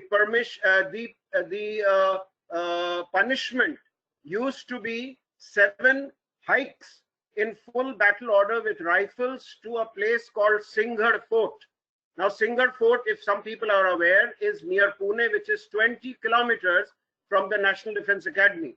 Now, imagine this hike, punishment, given 7 consecutive punishments for getting caught for smoking. But what was the result? I am very sorry to inform you that even this deterrence did never work.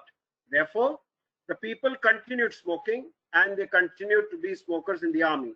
So the strict punishment was of no use. Number 2 is my live example of having participated during the terrorism days in the Punjab state. Now there, during the terrorism days, a great amount of gun power was used to somehow neutralize this terrorism problem. Ultimately, that didn't work. What worked in terrorism was by winning the hearts and minds of the people. And that's how today Punjab has become a peaceful state once again. So my partial answer to the question is that firstly, the youth, as defined now by WHO, starts from the age group of 13 to 17 years. In the morning seminar at NICPR, this was brought out by the legal experts. Now, the 13 to 15 years age group, the WHO has identified that there are 40 million youth which are now being caught in the habit of smoking. So, what has the WHO promoted? It has now come back to the classroom tactics. This is a very important thing.